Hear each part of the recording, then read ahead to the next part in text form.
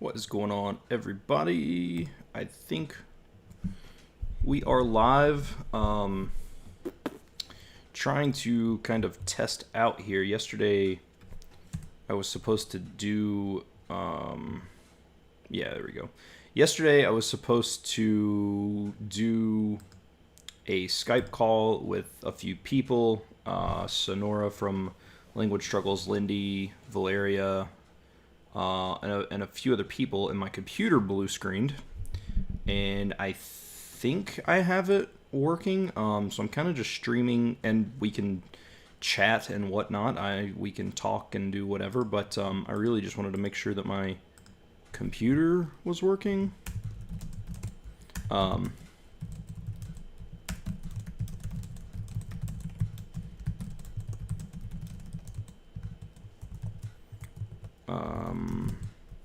Sorry, I'm just posting this. But yeah, I'm gonna hang out, see kind of what happens, see if anybody jumps in.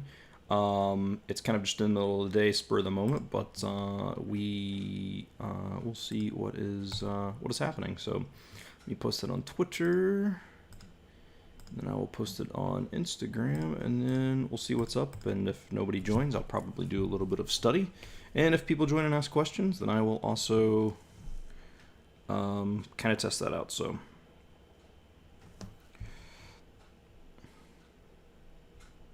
to make sure my PC is working after blue screen com chat. So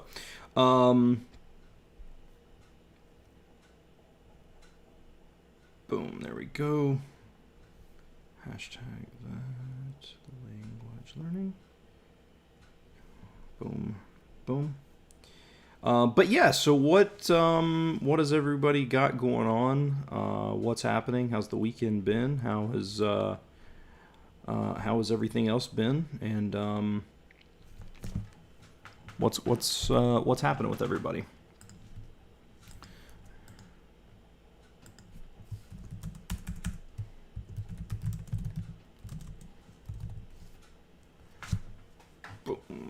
Boom. All right. I think we're good to go now. I believe. Does this look okay? Yeah, it looks all right. How's MIA been treating you? It's been good so far. Today is the last day of month 2. I'm gonna make my 2-month update. Probably today. I think today would probably be the best, because if I don't make it today, it's going to be a little bit of time before I can make it, just because of the way my schedule is. So, yeah, I have an interview tomorrow and the 3rd. I guess I can make it the 2nd, but I might try to make it. I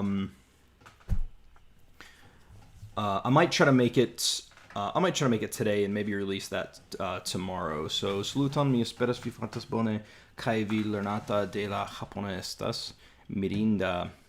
Yeah, Japanese is cool. Mi Esperanto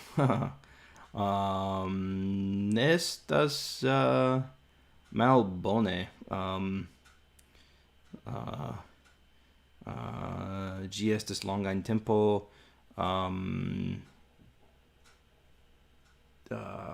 Since, how do you say since? Yeah, I need to, Esperanto is a language I would like to brush up on, because it has been forever since. Let's try to translate that. But it's been a long time, and I really need to. Oh, ekde mi parolas Esperanton. It's definitely been quite a little bit of time. So, but yeah, so I may try to make my MIA update today. So,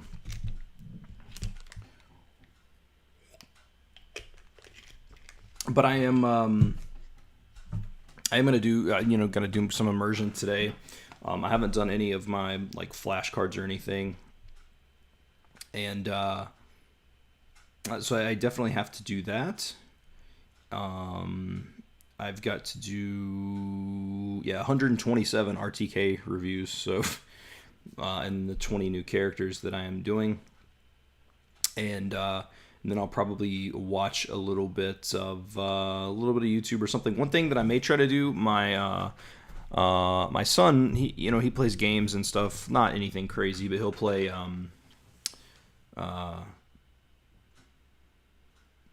Oh my gosh, man, my brain. He'll play like Lego Batman and stuff like that. And so like today he went to the PlayStation. He's 3.5. It's not like he's like like an expert at anything, but he enjoys playing and having fun. And he saw the trailer for the Dragon Ball game, Dragon Ball Z, whatever the newer one is, because PlayStation has it on sale right now, and he really wanted to play that. So I thought, man, maybe this is a chance for me to get into Dragon Ball, because it's not anything I've not really watched a lot of anime, but if I could kind of sneak in some Japanese, like if it's something he wants to watch, that would be super, super cool. So I may try to do that. Do you still take Italki classes with Ken? I don't. I really want to, actually, but I didn't want to. So I didn't want to reach out to Ken until I was a little bit into it. And that is simply because Ken, like probably everybody else that's ever met me, probably has seen this pattern of starting, stopping, starting, stopping, starting, stopping. And so I wanted to wait until I was a few months into it, and that way I would have a little bit of a basis. I have a base in Japanese. It's not good, but I do have a base.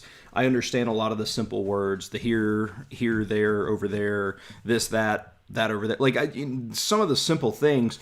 And so now that I'm kind of where I am in terms of being able to hear a little bit better, I've thought about in month, maybe after the third month. I know that I said I wanted to wait until about 6 months until I start outputting, but I think maybe around the month 3 mark, I might reach back out to Ken and maybe just use him for conversation practice, just to kind of get it out, or maybe he can just speak to me, and if I have him, I can have him speak to me in an I+1 or target 1 manner, to try and get, he could say some sentences, and I could try to kind of figure it out based on that, kind of an I+1, like he would be like a live like sentence mining thing. So I might do that sooner than later, because like I said, I didn't want to reach back out because I don't know, I didn't really want to, just because of my bad habits of language learning. What is that? Is that something in my Gatorade? I'm confused. Huh. Weird. But yeah. I remember you saying in a live stream you play Animal Crossing. Have you tried switching it to Japanese? I've heard several people say it's cool for immersion, but I've never tried it myself. I know New Leaf has Furigana. Don't know about the new one. Yeah, I love Animal Crossing. Ultimately, I have talked about that a lot in the past, but what I would ultimately say is that I think jumping into games right now at my level, I think may be more detrimental to my study than not. Granted, I am 2 months in, solid, hardcore Japanese every day, hour, 2 hours, whatever I've got going on. I think that jumping in right now may be a little overwhelming, and if I don't understand so much of it, I can look it up, but I also don't want to create a negative atmosphere with the language right now. I may wait a little bit longer before I jump into games. I know I talked about it, but I really feel like I need to kind of go slowly. Not go slowly in terms of study, like I'm immersing just the crap out of native content, but I need to go slow in terms of, in terms of just really just taking my time, because I jump too far into things, and that's very detrimental to me. How would you describe your level in all the languages you've explored and studied? So there's only a few languages that I would say that I'm solid at. I don't know if you just joined, you probably didn't hear it. I would say that I speak Esperanto and Spanish. It's been very long since I've done that. I would need probably a good week or two to kind of refresh. Maybe on Esperanto, go through some of the Duolingo tree just to refresh my brain. In Spanish, I have been refreshing a little bit. Like, I've not been studying, but like at night, I have been reading Harry Potter in Spanish, because it's not really study. Like, I just kind of do it. And Japanese is something I can't really read right now because I don't know the kanji. And a lot of stuff that I find doesn't have the furigana. And a lot of times I'll find, even if it does have furigana, like if it's kind of automated furigana where it just adds it thinking because of what the character is, a lot of times it's wrong, which is kind of weird. My Spanish isn't great. I'm harder on myself about my Spanish than what it is, but I definitely don't think that I'm good. It just depends kind of on the topic. So that's kind of, I don't know. I would say that I speak Esperanto and Spanish. I do think that my Japanese, in terms of speakability, is probably the third best, but that's not saying much. So I don't know. Any tips for non-English native speakers? How to handle your dream target language learning when you also have to maintain English to belong to the modern world? Usually two languages at the same time is bad. So, I don't know what that noise is. What I would do, I do think that as English speakers, we do have an advantage in terms of content constantly being made for us, and every app that you use pretty much is made for English speakers first, or whatever. I also think that there's a big disadvantage because if you're an English speaker and you go to a foreign country, a lot of times they will try to force you to speak in English because they want to practice. So I don't think being an English speaker is always a giant benefit, but it's kind of there's pluses and minuses, but I guess that's with everything. But what I know a lot of people do is they get to where they're comfortable in English, and then they just study the language in English. Like once they have a decent level of fluency in English, then they just use that to study the second language or whatever. So you could try that. What do you think about Evan Edinger, who claims he's become fluent in German through Duolingo? He seems like an okay guy. I've watched his videos in terms of the language learning, and I think he's used Duolingo probably the way it's supposed to be used. He's used it as a supplement. I don't think Duolingo fully made him fluent. I think that because he mentions in those videos about starting to read books and stuff like that, and I think that's filled in a lot of gaps. But I think he's used Duolingo probably better than a lot of people, using it as a supplement and things like that. And I'm sure there's probably a little bit of a sponsorship there, but I don't necessarily find it misleading, because if you watch the videos, you definitely see that he put work in outside of Duolingo.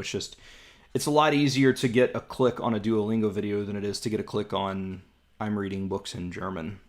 I don't know. So he seems like an okay guy. I don't think he's trying to mislead anybody. Do you have any language goals for June? I'm just now joining, so disregard if this has already been discussed. No, I haven't discussed it. So, still still Japanese, 90% of the time or whatever. I know that I've made a couple of posts recently about Afrikaans, and I know that several people are like, oh man, you're switching. And I just want to say that is not what's happening at all. If I do not hit a specific target in Japanese in a day, I don't do anything else. If I do hit a specific target in Japanese in a day, most of the time I will still study Japanese after. I have taken a day or two where I've immersed in Japanese for maybe 2 hours or 2.5 hours, 3 hours, whatever I've done. And I'll say, all right, cool. Like my brain is starting to kind of wear down, which I did. I talked to Matt about this and he actually made a good point that this is probably not good for my brain. But regardless, sometimes I will just take a break and just go to, I'll go to an Afrikaans lesson because I do love Afrikaans. I think it's a beautiful language. And I will maybe 5-10 minutes or something like that. I'll listen to a little bit of vocabulary. And I know that, it's like, oh, well, if your brain needs to settle, it needs to settle. But like Afrikaans is so similar to English. It's not you know, it's like, for example, to remember right there was super easy because it's regdar. Like, it's so close to English. It's not like I had to actively attempt to learn it. So, you know, I will dabble in Afrikaans from time to time. And honestly, it's kept me sane. But I also know that people who have seen my videos in the past are probably like, oh, red flag, you're about to jump ship. And I do want to say that is in no way, shape, or form happening. Japanese is still my focus, like, pretty much 100% of the time. It's just occasionally I'll drop the lid to my Gatorade. Occasionally I will just go and try to just see kind of if I understand anything else, you know, because that's the thing. I do want to learn Japanese, and I do want to learn Japanese to a very, very high level, but I also love languages. Like, I'm not going to be Dogen or Matt versus Japan or some of these other people where that's the only language that I really care about, which I know, like, Matt has studied some other stuff and things like that. And I'm not even going to be like Xiaoma, where it's like Chinese, and then he just recently started doing the Spanish thing. Languages are my passion. I love learning languages. Japanese happens to be my favorite. Well, Vietnamese is probably my favorite. I'll still stand by that. But, you know, it's just, it is what it is. Like, I just enjoy learning languages. But Japanese is my focus. I'm not stopping Japanese. Like, I've actually got a routine that I feel is working. I'm making slow progress, and slow progress is more than no progress, which is what I was making. And so that's pretty much just where, you know, what it's going to be. So, but in terms of goals, sorry, you know me, I talk really, really bad sometimes in terms of not discussing stuff. But in terms of goals, just sticking with the same. Japanese 90% of the time. Making sure I hit at least a certain threshold of time a day in Japanese. Introducing a lot more reading, because the reading thing it's slowly going, but I definitely need work, and just continue on about that path. So Harry Potter is pretty hard. Cool. Yeah, Harry Potter, there are a lot of things in there that I've kind of stumbled with, but again, from where I'm not Spanish, so my Spanish isn't good, but I would say basically what I'm in right now is maintenance for Spanish. I read just enough just to make sure that I'm maintaining the words that I know. Like, when I read I read Harry Potter on Link, and I may come across 5 or 10 words that I don't know, and that's fine. I just highlight them. I don't overly complicate things and try to memorize them or anything. I just kind of see them. In Spanish, in terms of Harry Potter, I at least know, I don't want to say I know enough, because again, I think that's kind of an overstatement. I'm not great, but like, I do know enough to where contextually I can make sense of things. And from where I've read Harry Potter before, I from where I know, I can just kind of recall in English what it said. So that's helped a lot. So, Nihonyo says, hello, Nihonyo. Welcome. Ti хорошо по-русски.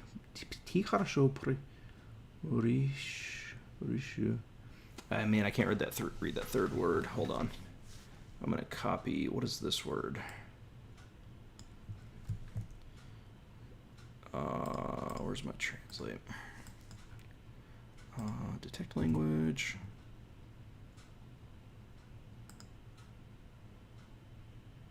Oh, Govorish. Oh, okay. I'm super rusty in Russian. Я немного понимаю по-русски. Do you still plan to learn languages for level ups? You once mentioned wanting to learn Romanian to talk to a waitress. And the same thing with Greek. Yeah, that is a great question. So what happened? I realized I had an insanely hard time with anxiety when I went and spoke. So, and I kind of made a video discussing this, but basically, I went to the same night I went to a Chinese and a Mexican restaurant, and I was like, all right, I'm going to speak a little bit of both, right? Like, I know a little bit of Chinese. I know a couple of sentences. That's what I'll say. Just stuff like, well, I think every sentence that everybody learns is I speak a little bit of Chinese. So, you know, so like 我会说一点中文. Like I speak a little bit of Chinese, and then I can say stuff like, I can say stuff like 我喜欢中国菜. I like Chinese food. Like 我没有老师. I don't have a teacher. 只学的. I study by myself. I can say a couple of things in Chinese, and so I had this whole thing mapped out. And I went in there and I just froze. And then I went to the Mexican restaurant, and I just tried to do the same thing, and I froze. So I do want to do that. I just think it's going to take a much more comfortable level of speaking before I get there. And I think a lot of that is going to come from practicing. I don't really practice speaking anything. I'm actually talking to a dude right now. It's actually Mark, who was on this channel, Mark Bogart, who runs Language Come Up on YouTube, because he's a Spanish speaker. And I've thought about maybe meeting with him once or so a week, and maybe for half an hour or something of that nature. And,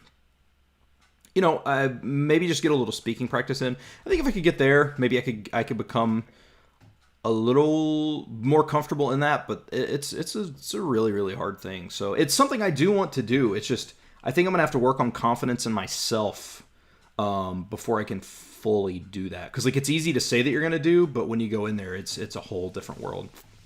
Thoughts on veganism? Do whatever makes you happy. I don't have an issue with it. I'm not vegan, but I don't have an issue with it. I have tons of friends who are vegan. But whatever makes you happy. I say do. Do you immerse with anime? Yes. Well, sometimes. So I watch Death Note, and I've watched some... I have watched an episode or two of My Hero Academia. I've watched a little bit of... What was another one I watched? It's not predominantly anime, though, no. I did at first. Like, the first couple of days, I was just like, boom, like, just...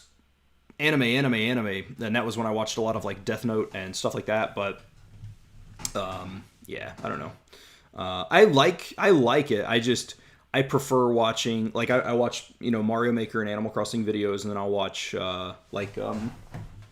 I need to watch this, man. This is my favorite movie ever. Well, not my favorite movie ever. It's my second favorite movie ever.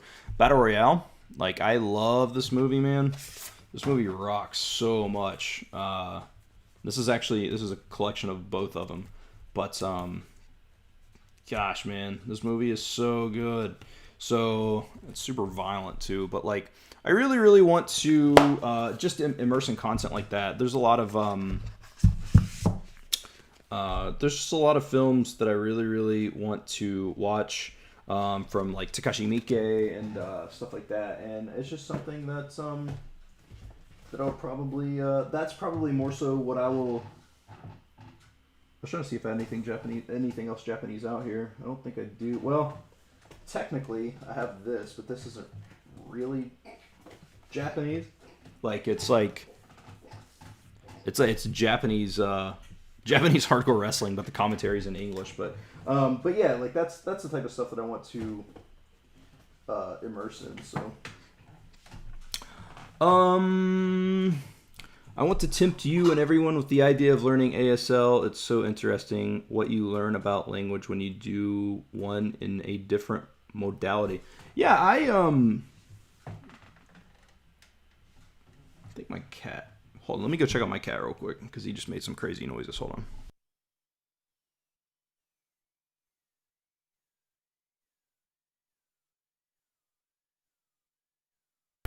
Never mind, he's just chilling on the floor. I don't know what he's doing. So yeah, no, I want to learn. I want to learn sign language at some point down the road. Please don't have thoughts on veganism.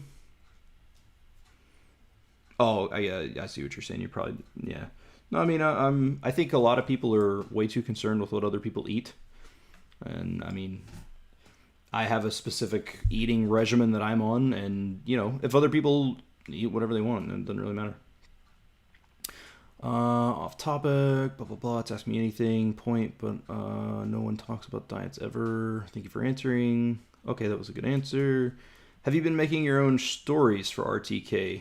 So, I've tried, like, I got back to where I was before I stopped doing RTK. Make sure it's good. And I'm still struggling with the same characters. I tweeted about it, and Matt actually responded. He was like, just suspend those cards. So I did that, and that seems to help. There's just some that just won't stick. If I answer them a certain amount of times and they just don't stick, like I do try to make my own stories, but it's just sometimes it works, and sometimes it doesn't. And sometimes I'll make the story, and then the story just itself doesn't even stick. So I'm kind of just taking that in stride. I know that it's a long journey, and I'm under the realization that even if you do RTK, like the battle with kanji is still not over. So instead of having this big, kind of pain and the suffering on my shoulders of, oh, you're not done in 3 months, or I'm going to be studying it probably for the rest of my life. Like it's just not going to stop. So, and I think having that outlook has helped me a lot. There have been days where I've had a lot of reviews and maybe just some stuff isn't going well. And so I don't want to create the negative atmosphere. So I'll drop my new cards down to 5 or 10 or something like that instead of doing 20. And I find that's worked pretty well for me. Like I know everybody wants to finish sooner than later so they can start doing other things. But it's a lifelong journey. So. Veganism isn't a diet, it's a way of life. You've once said that Korean had become more appealing to you than Japanese. What made you invert? Great question. So, ultimately what happened was, when I was studying all this stuff in Korean, whether, I don't remember a lot of Korean, but like when I was thinking like, John and whatever, Meguk, haramibnida, whatever the verb tense is, I kept thinking to myself, every sentence that I was going through, I was like, I already know this in Japanese. So I'd go to the next section. I already know this in Japanese. I'd go to the next section. I already know this in Japanese. And sure, that should happen with any language, but from where they're so similar and some words sound similar and the sentence structure is very, very, I don't know if it's the exact same, but it definitely feels very similar, and if not the same.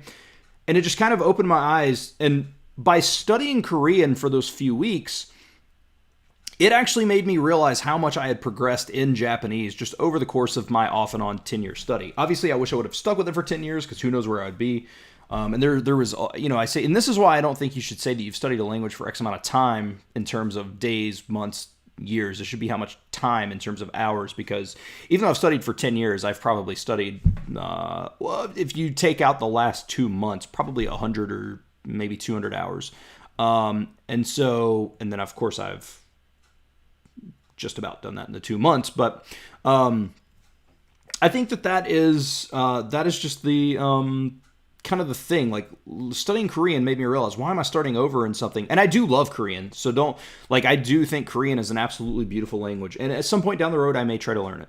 I really, really would like to, because like I said, even though Japanese is the main focus of this channel right now, it's not what this channel is going to maintain and stay. This is going to be a language channel. It's going to be Japanese, it's going to be Afrikaans, it's going to be Spanish, I am going to start dabbling, probably not until next year, but I am going to start learning, which I know Afrikaans is an African language, but I want to start learning stuff like Zulu and Yoruba, and maybe not to a high fluency, but just to dabble in them, just to maybe get a little bit of cultural understanding from those places. Like I'm really interested in a lot of the languages from Africa, and maybe take a little more time and get a little more serious about Arabic. See, the thing is, going into this mass immersion style of learning, I've realized that if I just stick with it and just trust this format, it's really hard to trust at first because you don't feel like you're making progress.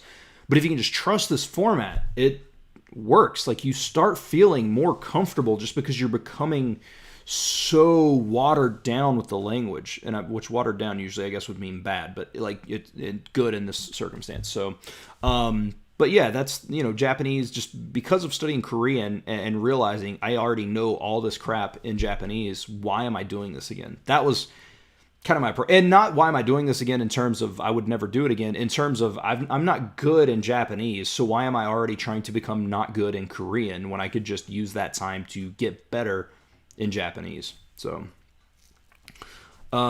anyway, back to language learning. What is your end goal for Japanese? I've had a couple people ask me. Ultimately, I don't know. And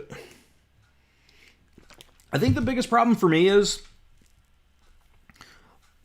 I do set small goals, but when I see the big goal at the end of the line, even if there's small goals leading up to it, it kind of messes with me because I start looking past and trying to get there. I mean, realistically, sounding like a native isn't necessarily a high priority for me. Just because if I can get to a good, I do want to get to a high fluency. Like that's for sure. Japanese, I would like Japanese to be my strongest language. That's no doubt, unquestionable. But in terms of spending an additional 3 or 4 years with some of the pitch things, which I am going to work on my pitch, but I'm not going to go extensive on it because I would much rather spend the additional 3 or 4 years getting another language to a solid level of fluency.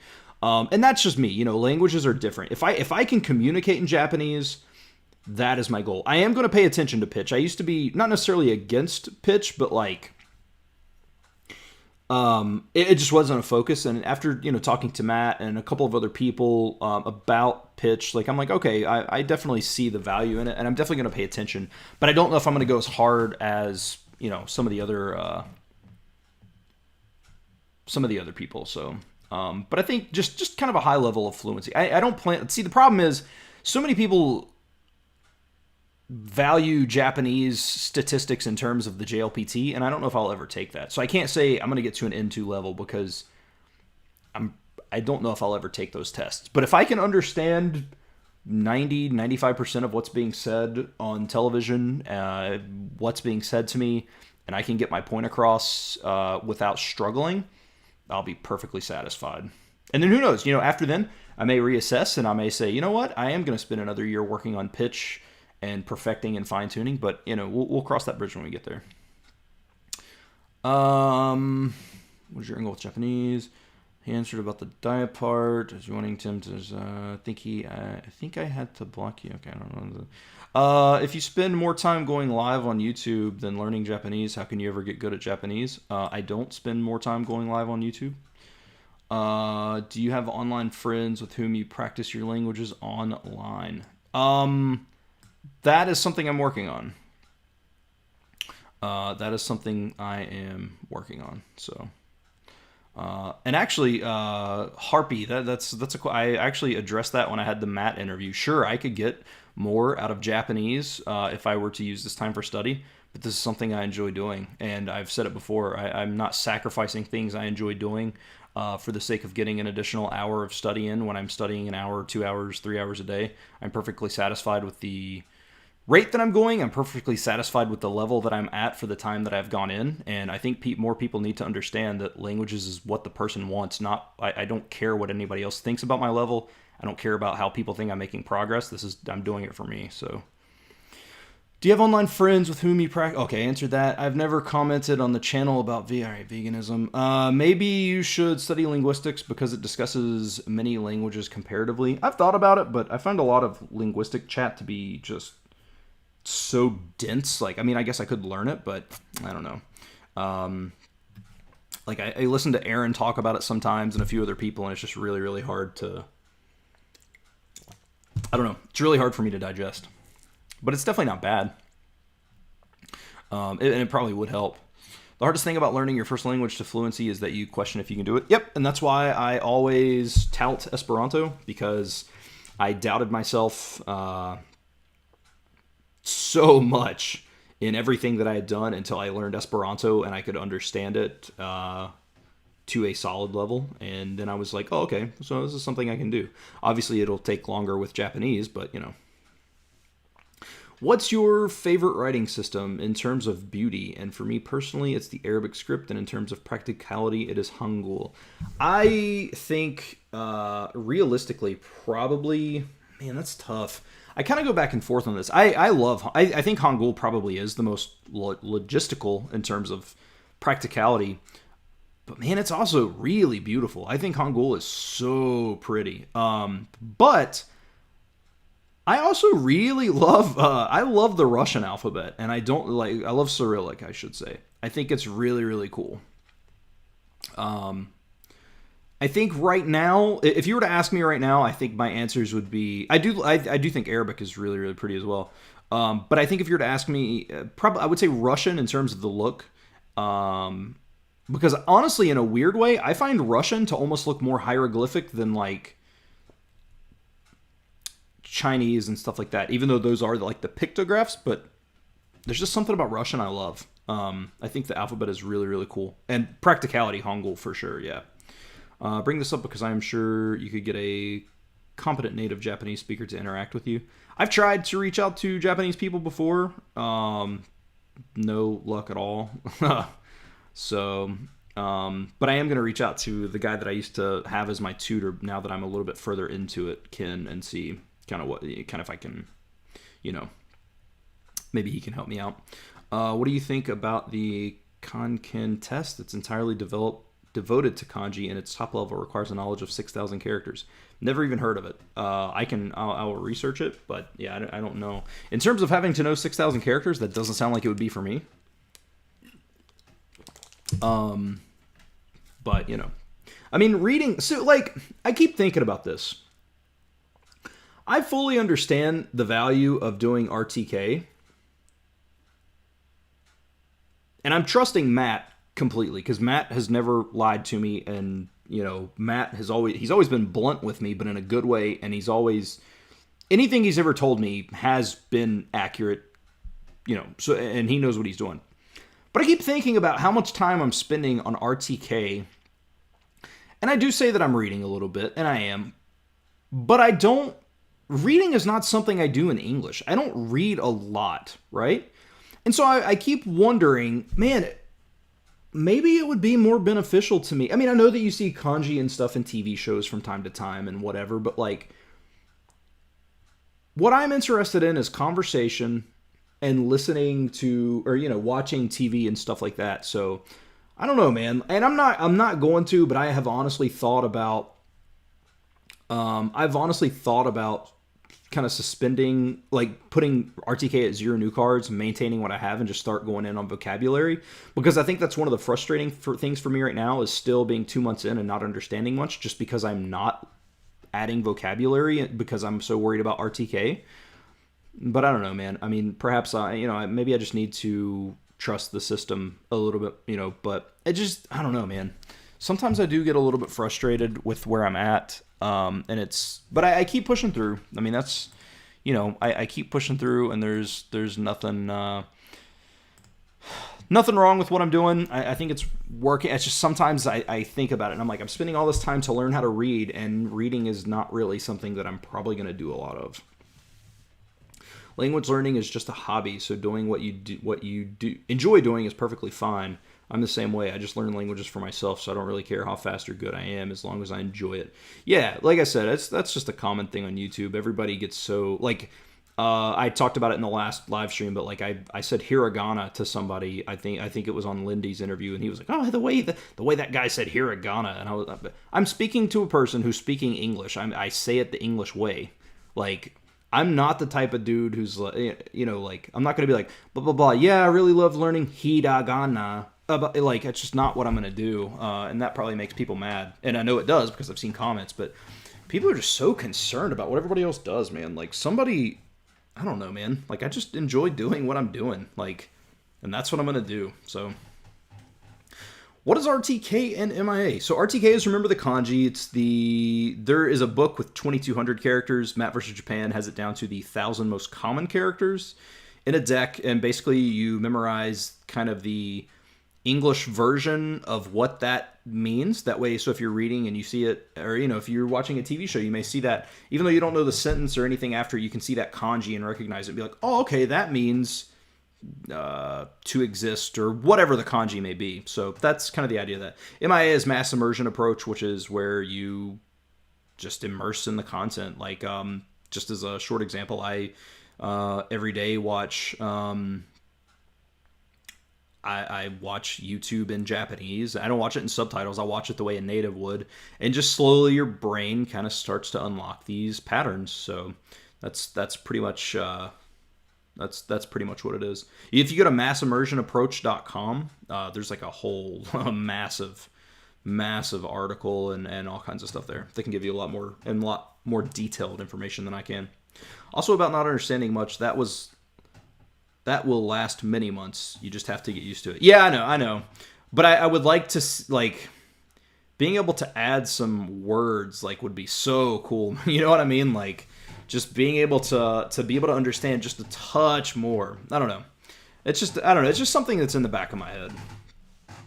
It's true the Russian alphabet is beautiful. However, when the natives write it in cursive, it is extremely illegible. Illegible. So I watched a video. There's a video on YouTube of people who have learned Russian, but they write the word in cursive, and the person tries to guess what it is. It's a really funny video.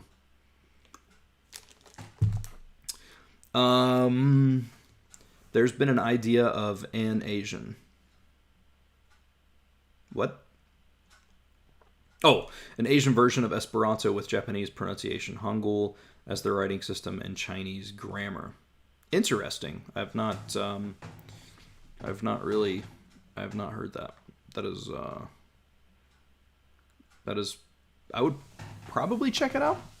Because that's the thing, like, with Esperanto, everybody's like, oh man, it's the easiest language to learn, right? It's the easiest language in the world to learn. But I don't find that to be true.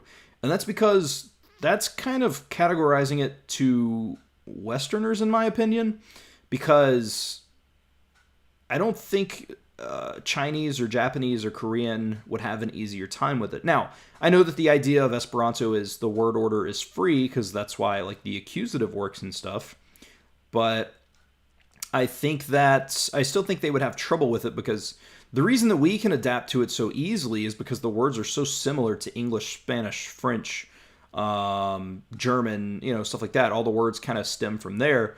But in Japanese and Chinese, that's not the case. Like, it's not that similar. So I think it would be harder to learn for them.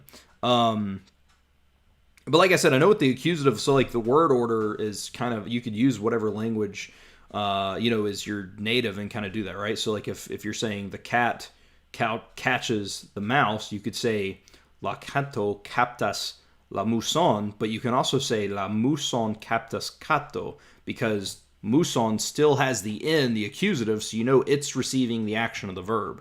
So I don't know. But still, oh my lord, I would see people type like that on forums and stuff, and it drove me nuts, just because like it's still so odd. Like that word order for an English speaker is so odd, but I also know that English speakers don't rule the world. So yeah, while I was learning RTK, I was thinking the same thing. Yeah, I don't know. That's just my struggle. That's just me being honest. You guys, you all know me. Like in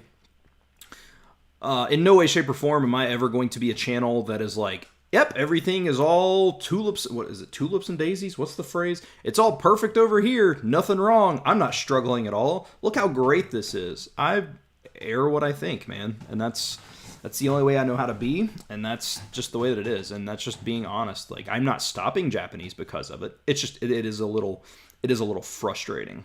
You know what I mean? No language is easy to learn. 100%, yeah. I actually made a video, I think, was it on this channel? I think it was on this channel. Because there was a time where on it used to be my main channel, but as this channel continues to grow, this is pretty much the main channel. And this one's about to pass my other channel in subscribers as well. But I used to upload a little bit of language content there just because it was my interests. But that I made that exact video. I said, is it the easiest language in the world to learn? I don't even remember what I said at the time. I probably said yes or no. But I also said that doesn't mean it's easy. Spanish is easy if you compare it to Korean or Vietnamese or Cambodian or Burmese. Have you ever looked at Burmese? In order to say, like, I am here, there's like 30 words. Like, so it's easy in relation to that, but it's still learning a language. Esperanto is not the easiest language to learn. Lots of conlangs get by with no tenses, plurals, and cases, and something like the ijhal. Yeah, I think it's easier to learn the word order than cases. Yeah. The transitive and intransitive verbs in Esperanto drove me up the wall because I understand the idea of subtle nuances, but I also understand the idea of context, and I thought that the ig and ij affixes were stupid. That's just my own opinion. Just popped in and didn't hear what you talked about with JP or RTK. Feel like I need context. JP or RTK? RTK is recognition, or remember the Kanji, which is the Map versus Japan deck is 1,000 most common Kanji. Are you asking what it? Are you asking what it is, or are you asking just kind of where I'm at with it? Let me get that out of the way first. That way, I'm not repeating myself if I don't need to. I don't mind repeating myself, but just if let me make sure what you were talking about there. And I know there's like a 20-second delay, so. I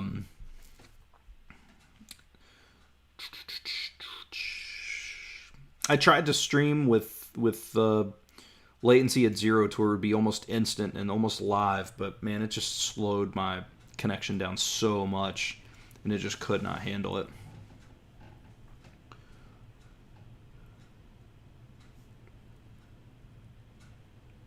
I am an intermediate level in German, have been doing MIA for a while, but I find speaking very difficult. Yeah, I think speaking, I mean, that's a whole different, thing that you have to get into. Like, it's, okay, yeah, cool. I'll address that in just a second. Yeah, speaking is, I mean, the thing is, like, I mean, the only way to get better is to do it, you know? Like, and that is harder to, I don't know, it's hard. And the thing is, I think a lot of times when you start speaking, you feel like, oh, maybe I don't know this language. It's there. You just have to practice getting it out of you. I mean, it seems like you had some struggles with it at the moment from the way you were talking. I know what they are. Yeah, so I just wanted to make sure. But yeah, so my struggles are, I really feel like I'm struggling in terms of not gaining vocabulary. And I know, you know, again, I trust Matt. Matt has never steered me wrong. And I really, really think that I need to trust the system, and I have for 2 months, but like instead of adding 20 kanji, if I could add 20 vocab words a day and start to understand a little bit more that's spoken, I think that would do a lot more for me mentally, and then maybe I could learn a little bit more kanji once I get to a better level of fluency. But, and the other thing is I don't read a lot. Like, I have started reading more, because I do think reading can help you learn vocabulary and stuff. So I've kind of got into reading a little bit more, but it's still not something necessarily that I would do regularly. And so it's like I'm learning to read Japanese before I'm learning to speak Japanese or understand Japanese. But that's my goal, is to speak and understand. I don't know. I'm just in a kind of a weird spot with it. On the other hand, I feel like Tokipona is easy only when you want to talk about something simple and positive. It gets extremely long and complex when you want to talk about serious matters. Yeah, Tokipona is something I've looked into. I like conlangs, actually. I know that's... it seems like the polyglot community is kind of torn on them. I think they're neat. I'm definitely not opposed to like learning them and stuff. And Tokipona is one that I want to learn. Where do you stand? I don't discuss politics. Yeah, RTK was a great asset. I could get the meaning from the text without knowing the reading. Yeah, and see that's where I'm at. Like I like what's happening, because when I watch like gameplay videos, I see these characters pop up and I understand their meaning. Like, so it's like on the one hand, even though I'm saying like it's frustrating, it's still helped me a ton. It's just I'm in that weird spot, you know what I mean? Like, I'm just really in this weird spot of I just want to be done with it ultimately. Like, I just want to be done with RTK so I can start adding vocabulary, man. Like, and I know that I don't need to jump the gun, and I know I need to just let immersion do its thing, but my God, man, if I could add 15, 20 words a day instead of 15 or 20 characters a day, I just feel like it'd be so much more beneficial. But again, trust the system. Matt's never lied to me. We'll just go from there. Dropping in late, so sorry if you already addressed this, but I recently started RTK again and was wondering, do you look at your kanji for that day at all before the Anki cards? Or do you get to see them in cards and make them wrong? Good question. I see, also, Beats, I see the do you still use Duolingo? I'll address that. I was just getting this question that was more than one comment because of the length of it. I see them for the first time when doing my study, and I fail them the first time. I mark them as I just put them. I fail them, and then when it comes up again, I'll see, and then kind of go from there. Yeah, I don't look at them beforehand. Do you still use Duolingo? I do not. I deleted it. I've actually stayed away from Duolingo for 2 months, and I feel great because I've not been getting wrong learning, and that feels really, really good. I don't have anything on my phone. The only apps I have on my phone right now in terms of language learning are I have Link, but I don't consider Link a gamification app.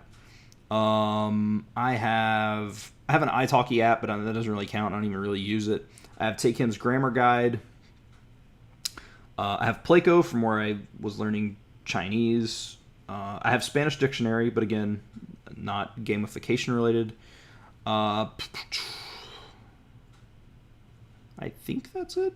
Oh, and Bluebird. I have Bluebird Languages. And Bunpo. So, and Bunpo I downloaded for Japanese grammar because I found Take Him's Grammar Guide to be extremely boring and just put together very poorly. And that, I don't mean that the way that it sounds, because I'm sure it's put together great. Just in terms of, for me, reading it was such a hassle. So I downloaded Bunpo. Let me pop, since there's such a delay, let me pop this up. I downloaded this app called Bunpo, and it's broken up into way smaller, easier to understand sections, which I actually just finished the first one, which is just to be, which I know, but yeah, there's a lot of stuff, and it's separated by JLPT level, which I have no care concern in because I'm probably not going to take those forms, but it's set up in little flashcards. Hold on, let me just see if I can go into a lesson again. So you go in, boom. So making a simple sentence is Japanese is easy. Blah blah blah. Little explanation. You swipe over. And then you can't... Where's my finger? I don't even know here. Oh, I have my phone. The volume down on my phone. Hold on. There we go. So... 学生です. 学生です. Okay, cool. So, swipe. And then boom.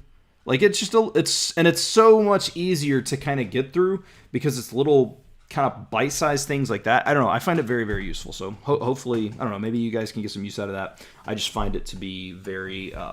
Whoa, got more questions here. I like the way that it's set up. Why does Esperanto need tenses? If I say ni renkontas herau instead of renkontas, everyone still understand I'm talking about the... Yeah, instead of renkontis. Yeah, I don't know. One thing I will say about Esperanto taught me the importance of why verbs are conjugated, because there were a lot of times when I'd hear people speak and the way that they would say li, vi, or ni would sound almost identical, and I had no clue who they were talking about. So Esperanto actually taught me the importance of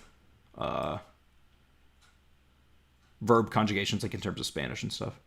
Yeah, I don't stumble upon that. Oh, wait, you asked me a question about kanji, didn't you? I missed that. Also, did you get to this kanji? I still don't know what that means or why it's top 1,000.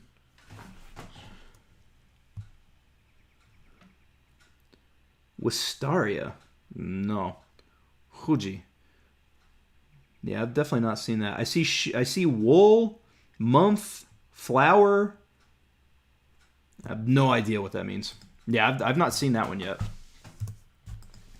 I have not. All right, let's see. Extremely common to be, except an extremely common name. Okay, Rincontis. Yeah. Are you still using Link? I am using Link. I use Link for Japanese, and then I read a little just to kind of maintain my Spanish. I'll read 10 minutes of Harry Potter a night or something like that. Can you recommend a good Japanese translation website or app? Tonoshi Japanese and Jisho website is not really good. I love Jisho, but I use Yomi-chan, because when you install it, like for example, you just saw, if you hold shift and hover over a character, boom, there it is. Which is, I don't know, it's just pretty cool. I don't know why it's not doing this character. It is weird that it's not doing that character, actually. But most of the time, if you go, it'll hover and it'll tell you what that character means. So, I rushed through RTK at the end. Not gonna lie, there were a lot of days where I did 200 new cards. Yeah, actually, I watched Otaku Dave did a video, and he was talking about how just at the end he was doing like 20, 25, 30. He would do 50. He did 100, and I think the last day he said it was like over 100. He just wanted to be done with it. So, yeah, I mean, I could see myself maybe doing that in the future. So, if you're going with Matt's recommendation of 1,000 kanji, you'll be done in 50 days with 20 cards, 20 a day. So in the long run, it's not that long if it makes it easier to think. Yeah, and that's I try to keep thinking that too, right? And I know I've said this before, which I know I have a lot of new like my followers go up every day, so and I know that there's always new people in here. And so, but I've said this before, and it's that, you know, George Trombley from Japanese from Zero talks about how we stress that we can't learn kanji in 60 days or 90 days. Japanese teach it over the course of 9 years. So realistically, we're getting it a lot faster. I don't know. I mean, I'll be done. I should be done somewhat soon. I really wish I could get some vocabulary in me. And the problem is I could add vocabulary. I just, don't want to be spending an hour or 2 hours in Anki when I don't have that much time. If I had 8 hours to immerse a day, I'd spend 2 hours in Anki. That'd be no problem. I could add so much stuff. You know what I mean? And so that's, I don't know. Gotcha, thanks. I am doing the same, but was feeling bad about my percentage correct. Yeah, me too. My percentage has dropped a lot, but at the end of the day, like I stopped looking at that because it was depressing me. And again, I don't want to create a negative atmosphere around Japanese, right? Or any language. I think that's a big problem. And it's just something I need to get better at, and it's something I'm working on, and not looking at that percentage has helped me. Let me look at Facebook and make sure that...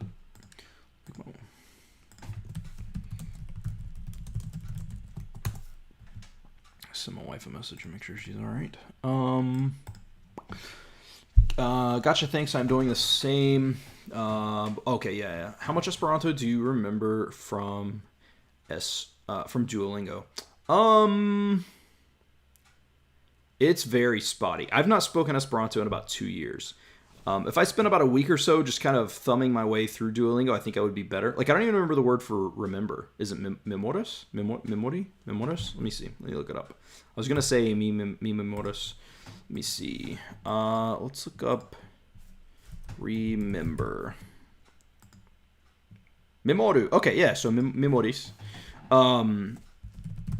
So I don't remember mi ne memora mi ne me.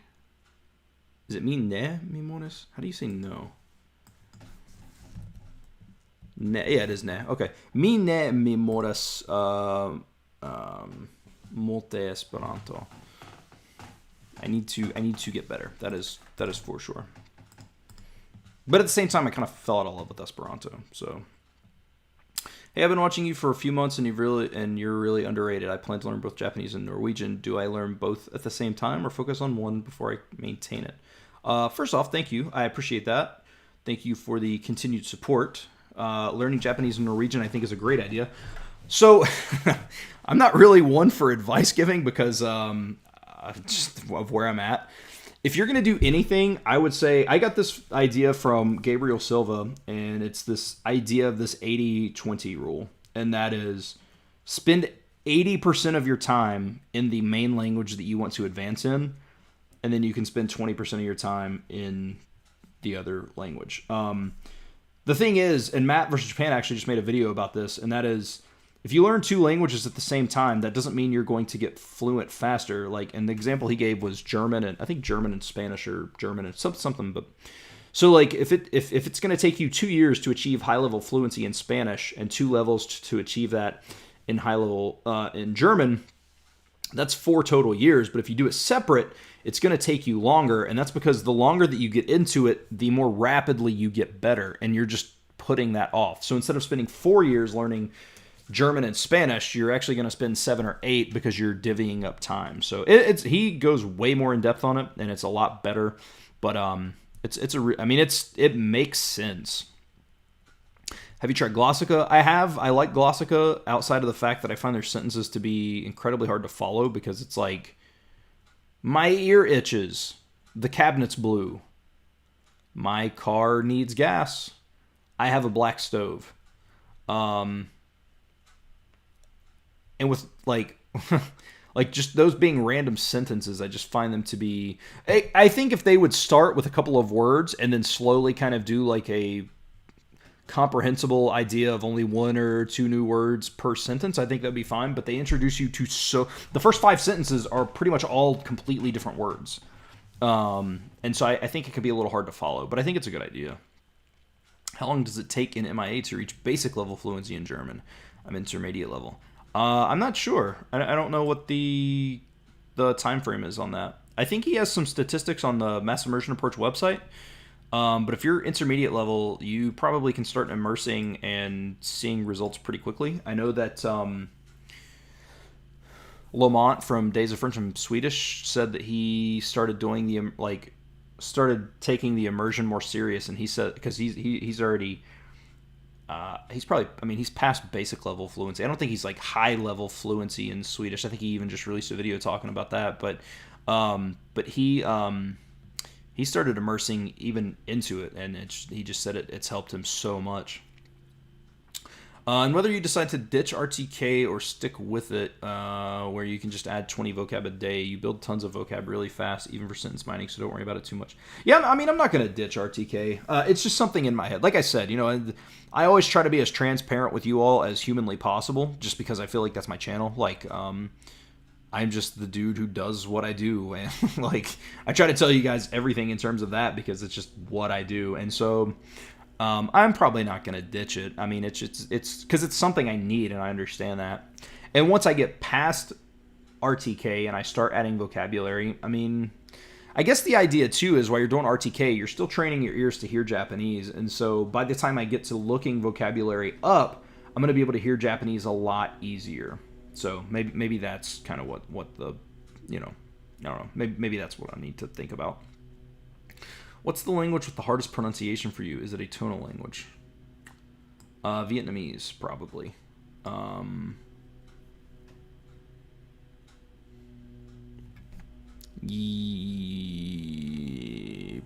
In terms of languages I've dabbled in, probably Vietnamese.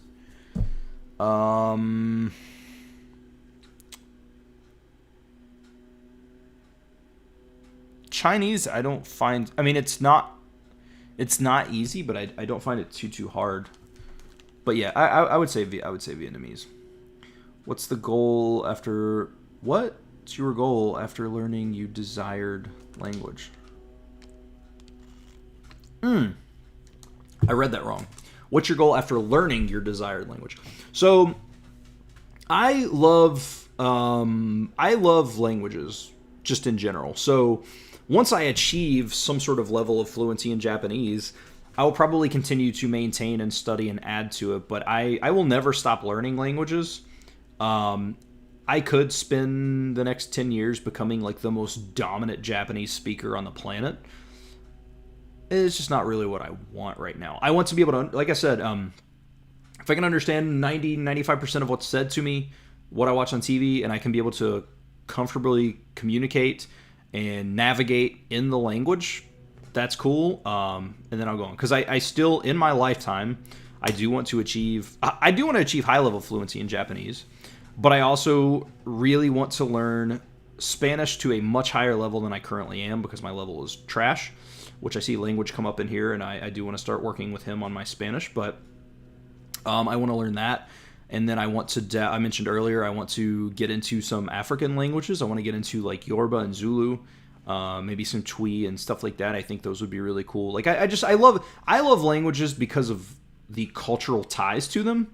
Like it's not just because like, oh, I want to watch Japanese media, which is definitely part of it, but like I want to learn other languages for the cultural aspects of it. And so, once I hit a desired level of fluency in my desired language, I will continue to work on it, but I will also continue to work on other languages. I don't know if I will ladder, so to speak. I don't know if I'll use Japanese to learn another language.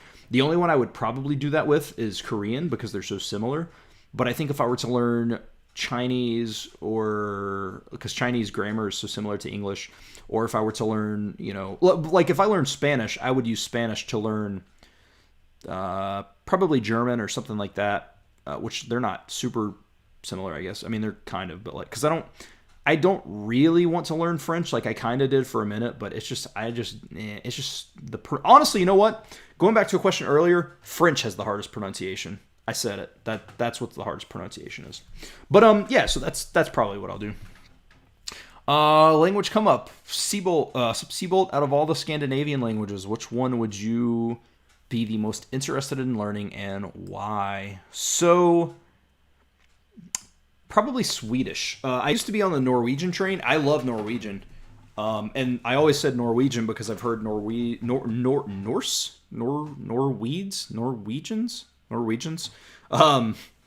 have the easier time in terms of comprehensibility from Swedish and Danish. But the Swedes produce so much content. Like, there is so much content from Swedish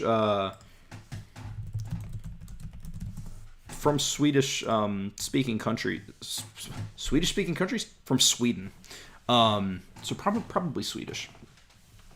I am doing 50 a day on RRTK so far. I have quite a bit of time, so I don't mind how much it piles up in reviews. Yeah, and that's the thing. If you have time, there's no problem with it. I think that my issue is I can only spend about an hour and a half, sometimes 2 hours in terms of like immersion, and instead of dipping my immersion from 2 hours to an hour and a half and spending an additional 30 on Anki, I would rather immerse. So that's kind of where I'm at on that. Do you plan to learn how to write kanji? The problem with modern Japanese youth is they don't know how to write kanji by hand due to how much they type. Maybe. It would kind of just depend on... I think it would be cool to be able to write it, but I just think it depends on the practicality of it right now. I'm not opposed to it. I don't really have much of a reason to write it right now.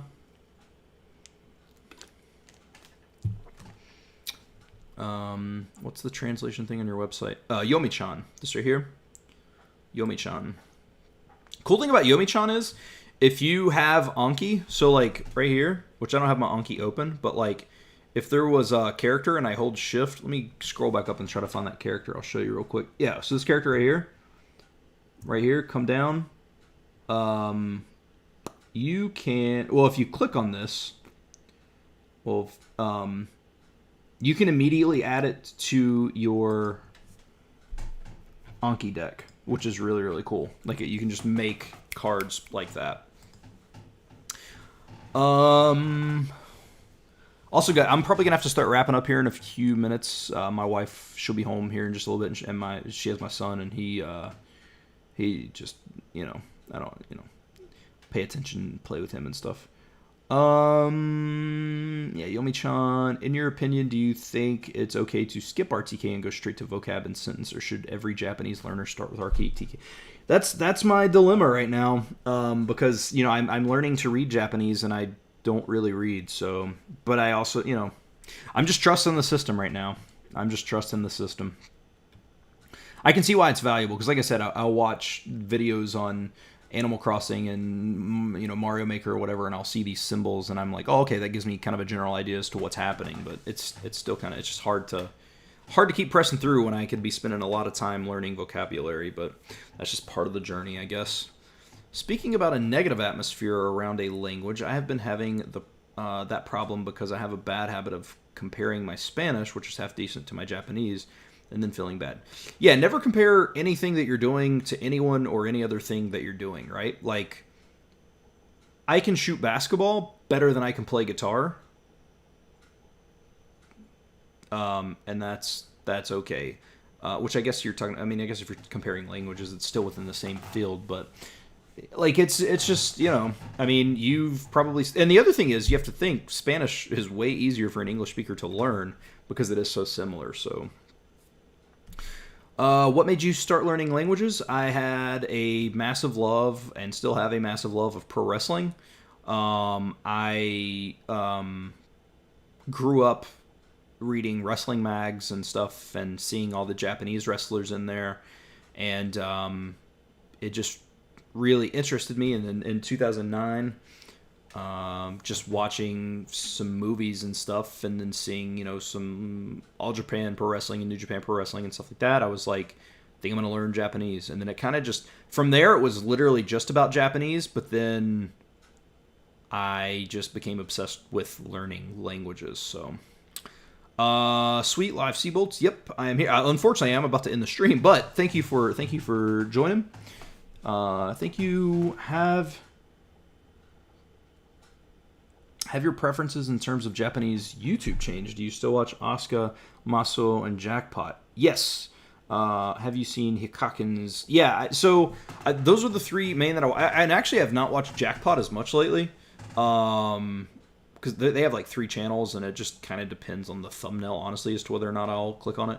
Asuka, I do watch all of her videos. Maswell Games, I try to watch. It's just hard because he does upload like 40 or 50 minutes of content a day. But I will try to catch as many as I can, just in terms of immersion. Those are the mains that I still watch. Hikaken, I watched a little bit of, but I haven't watched enough to really make a fair assessment. There's a girl that I watch. I couldn't tell you her name, but I can show you what her channel is. I think she's an actress or something, because like, she's like uber famous. I went to her Instagram, and she's like super famous. It is this girl. Let me pull up my thing so I can make sure. This girl right here. Come on, camera, focus. Focus. I don't know if you can see that or not. And then also, well, the story underneath. Let me see if I can find that girl's channel too.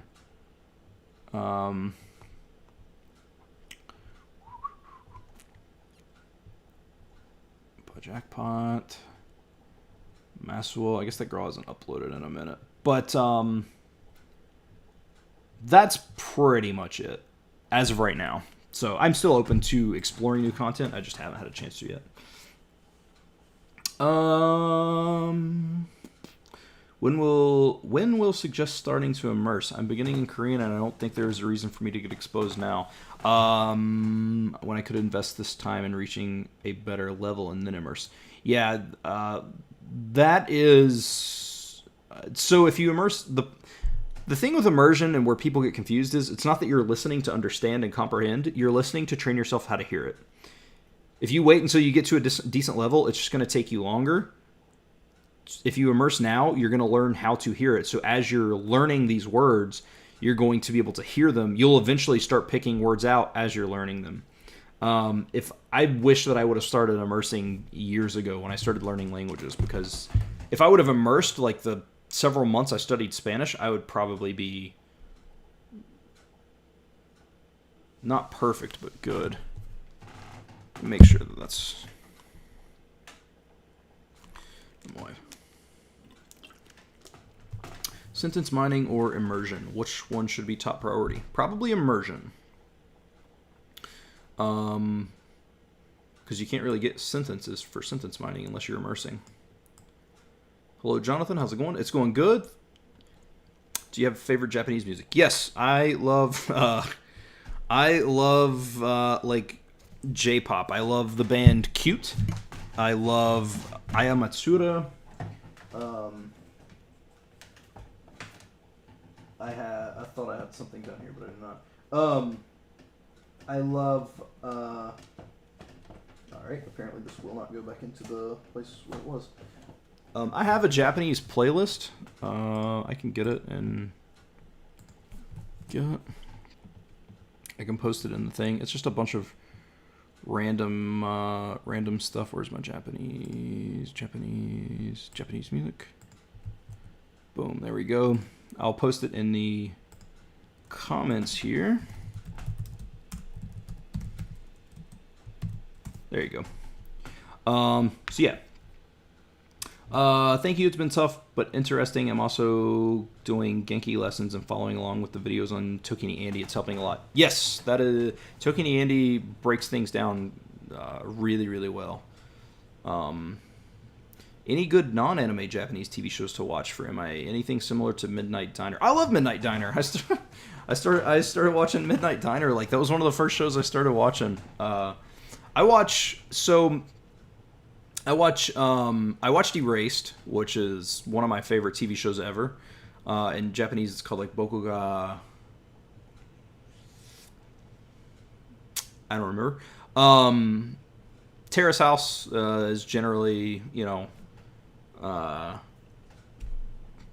just super highly touted, and I enjoy that. But honestly, mostly I've been watching YouTube, and that's because instead of even having a scripted show where people are still maybe reading a little bit of a script or something, it's the way people naturally speak. Like when these people are playing games and stuff like that, it's just kind of the natural pattern of speech that natives would have.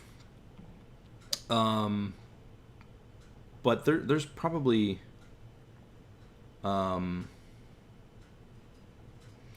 there's some other TV shows that I've been interested in. I have them saved in my Netflix list, but I haven't started them yet because they're like hour-long shows instead of like half an hour. I like half-an-hour shows just to be able to watch just more diverse content. Do you think there's a max amount of time someone should spend on a language in a day? I do not. Because think about it, man, you spend 24 hours a day in English, so why not do it? I think the biggest issue is getting over the hurdle of knowing that you're not going to understand everything. Because when people say they get bored with it or something like that, I mean, that's generally just because you're not understanding. So, which, I mean, I do stop from time to time because my brain does kind of get burnt out, but I think it's on not understanding, and I should stick with it. Like I said, I addressed that with Matt. He was like, you should probably just either stick with it or take a break or whatever. But yeah, I don't think so. I mean, spend as much time as you're comfortable with is the big thing. I quite liked. Other than that, I'd probably just browse Netflix, Japanese playlists. What do you think will become the world's language after English wave finishes? Some people say Spanish or Mandarin. I don't think there will ever be a world language. I don't think English is predominant, but I don't think it's quite as predominant as people think it is.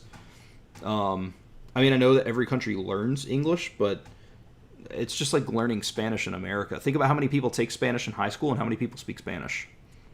It's quite a different statistic. 100% of students take Spanish, and probably a few percent actually go on to speak it. Mandarin I could see, but from where China blocks all like things from out of country on their internet, I think it's harder for it to spread, because it was really hard for me when I was trying to learn Chinese to find like mainland China videos on YouTube, because there's just not any. I understand a part of MIA is creating your own sentence cards through immersion. How many cards have you made so far? Will you ever show your Anki stats? I will show my Anki stats at some point. I right now create roughly 0 cards a day, and that is because I just haven't done it, and it's trying to get through RTK. I even asked Matt about that. I said, should I just stop and put all my focus in on RTK? And he said, yes, finish RTK, and then you can get into that. So that is kind of where I am right now. I was doing it at first, but from where I didn't really know what I was doing, like a lot of the sentences I was picking out were just nonsense. It was just like, it would be like I would understand one word and not the rest, which is the opposite of what you're looking for. So I don't know. I do know that Kiniku Ninja did he did Nihongo Shark's Core 2000 or whatever, and he said that helped him a lot. And So I may you know, and again, this may or not be frowned upon within the MIA community, but I may use Nihongo Shark's Core 2000 because Kinoko Ninja used it and he said it worked really well for him, and I think that would be a good base vocabulary, and then I can still sentence mine while I'm learning those, but if I come across something and I need it, I'll still grab it, but then I may end up seeing it in that deck anyway, and that deck has the vocabulary word and then it has it used in a sentence, which is pretty cool. I understand. Blah, blah, blah. Okay, you said that you don't immerse to understand at first, but how can you be patient without comprehension? I easily get tired and start feeling stupid. Because I'm watching things that I enjoy. Because even if I don't understand it, I'm watching somebody play Mario Maker, somebody play Animal Crossing, a wrestling match. It's stuff that I enjoy even if I don't understand. Like if I was trying to watch... hold on, I gotta sneeze.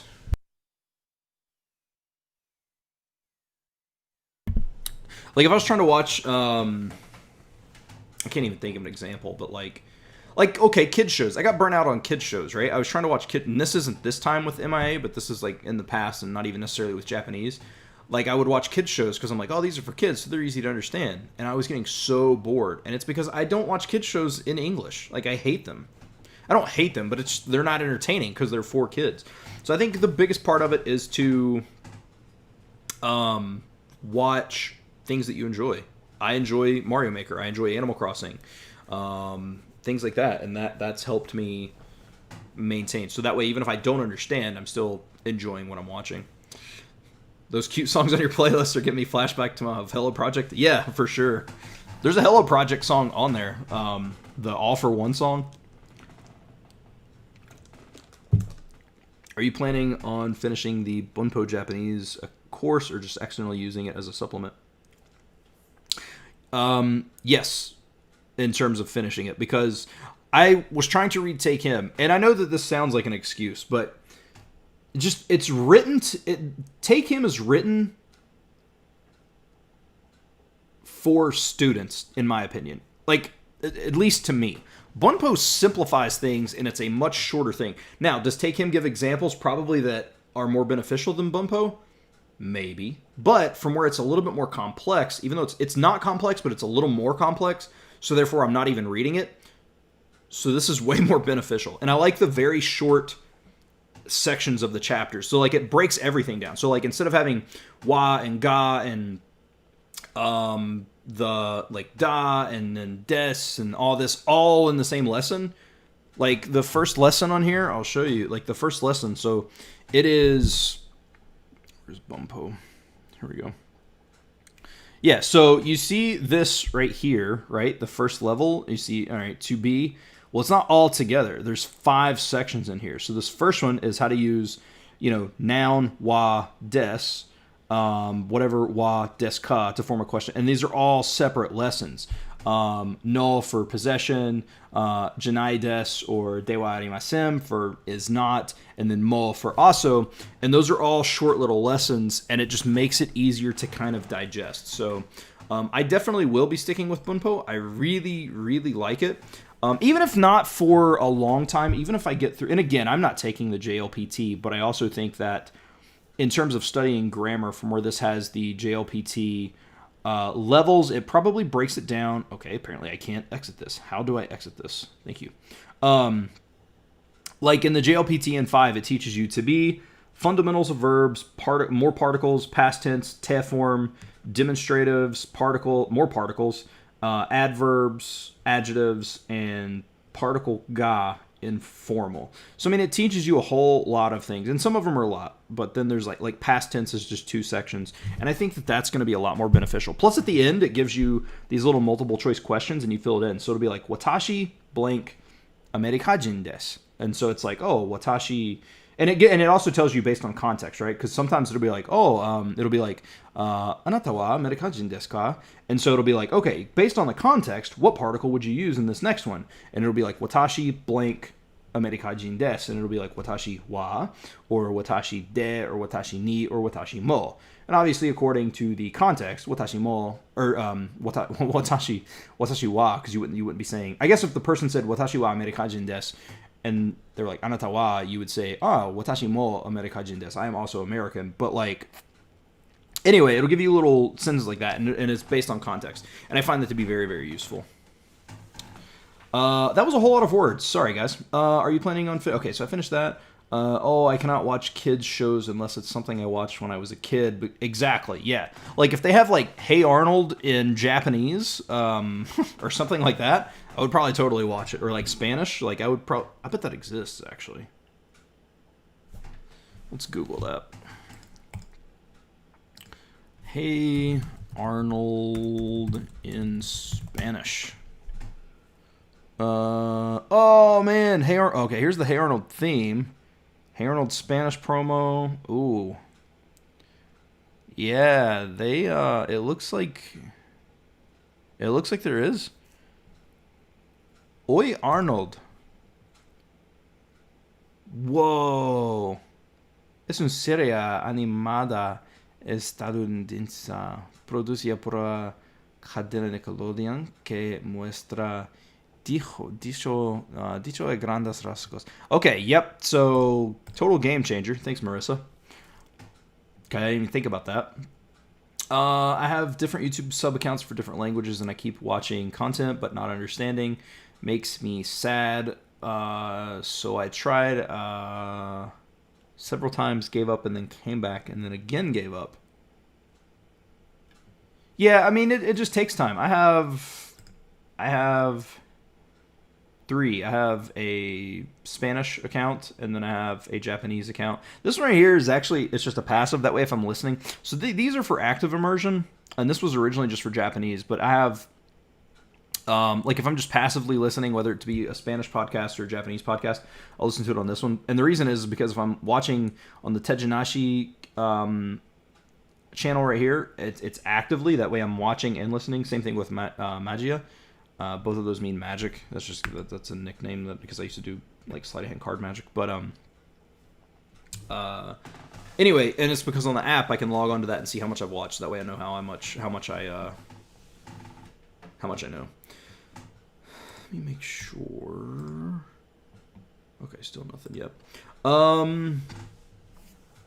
You acquire language through immersion, so by definition you'll have to immerse in something you haven't acquired yet to improve. We all got to be okay with not understanding. Yeah, if you think about the way that you learn your native language, when you were born, you didn't understand English. You feel like you did, and that's just because your memories haven't really formed by the time that you spoke, but it's just through pure immersion. You eventually pick up on the patterns and stuff around you. It's tough sometimes, but in the end, sticking with immersion is where the language gains are. Yes, that's the problem with immersion too, in terms of MIA, and that is that people don't understand that. People are like, I did this for a month and nothing happened. Well, no one said it did. Like, this is for... I saw a tweet Matt made the other day, and he said, if you're looking for a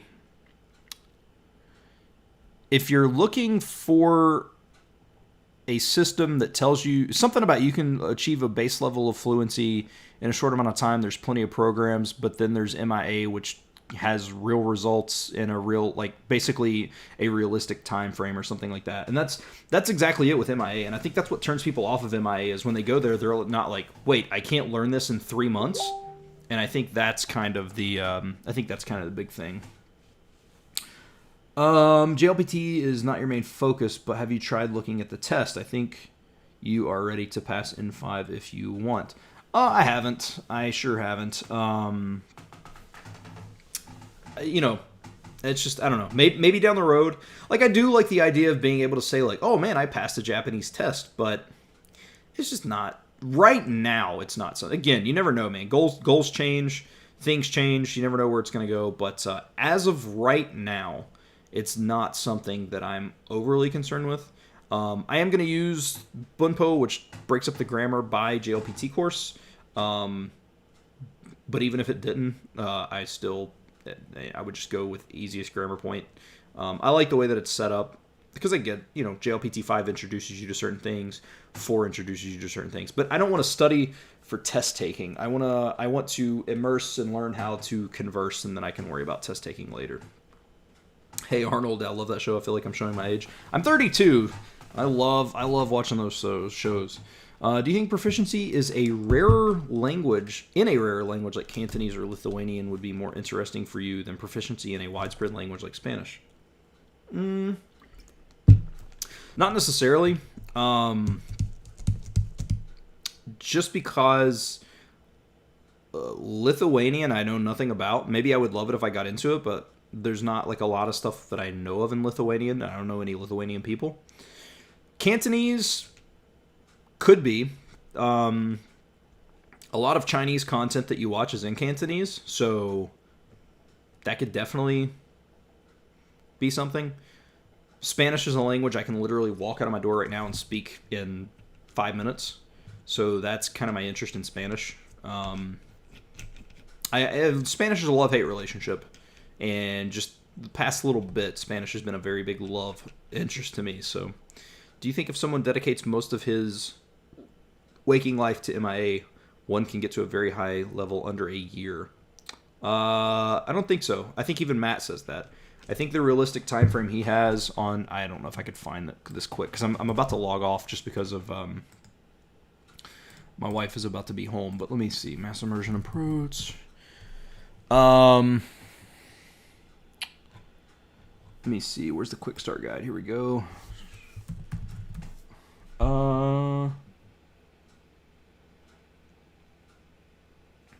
Yeah, so and very realistic. So if you don't already speak an Asian language or are learning Japanese with around 5 hours per day of active immersion, and 5 hours per day of passive immersion, it should take around 2 years to reach fluency. With around 3 hours per day of active and 3 hours of day of passive, it should take around 4 years to reach fluency. They're very realistic with their time frame, which I appreciate, because everybody, Duolingo's like 5 minutes a day, 3 months, you're fluent, man. You can move to the country. So they definitely are. It goes on a more realistic time frame, which they're also talking about high level fluency as well, I believe. You could use the grammar example sentences in Bunpo to start creating your MIA sentence deck. Man, they should be simple enough to be L1. No, for sure, yeah, I've understood. There's been a couple of words actually that I've pulled from there that I was a little unfamiliar with. Hang on, I can tell you what they are. If I can open it up. So, Shumi, which is hobby. Sumao, smartphone. Omocha, which is toy. Senko, which is major. This is interesting because I had never heard this, but Sakka, which is writer. So there's been a couple of things that I've put in there. Which language is harder for you in terms of grammar? Japanese or Russian?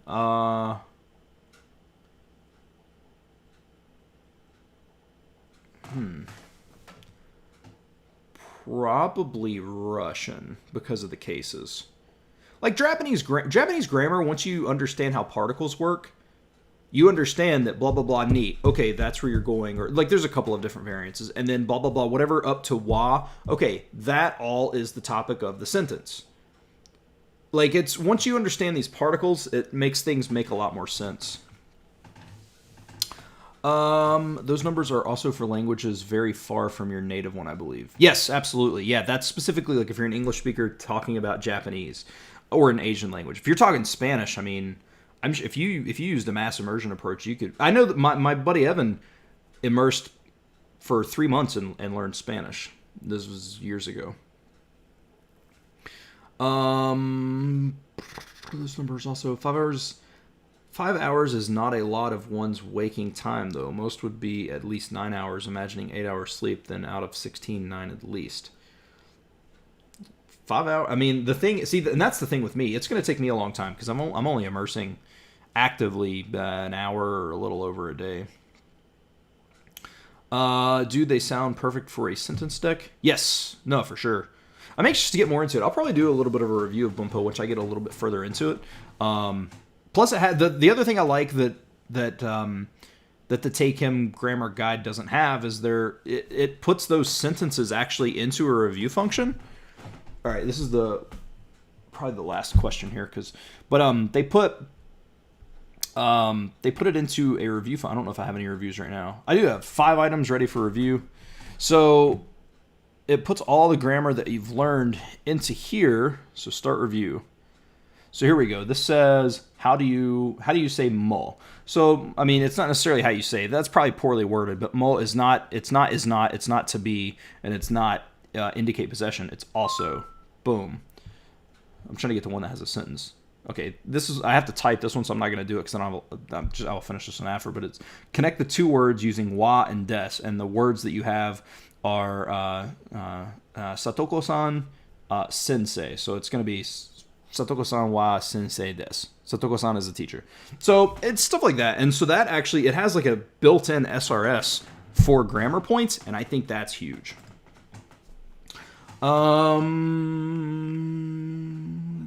Man, Russian is honestly so irregular and hard. Yeah, Russian is hard. So, guys, I want to thank everybody for joining. I'm going to try to do, I like doing my interviews and stuff, but I also want to have just a little bit of time like this to kind of interact with you more so than when I do the interviews. I'm going to try to continue doing these once or so a week, kind of the Ask Me Anything. And you know, the question about vegetarian or veganism earlier, like you can ask. One thing I will not talk about is politics. So that's probably not an Ask Me Anything, but you can, I want to interact with you all, see what's going on. Obviously, we chat languages, but it can be about anything, and I'm going to try to continue doing these once a week. I would like to do them on Sundays. They're a little bit hard because it just depends on if my son's here or not. Just because he likes to run around, and I don't want all the distraction in the background because I want to give you guys my full attention. So, but thank you all for watching. Hopefully you all got something out of this. Hopefully you enjoy. My camera's blurring for some reason.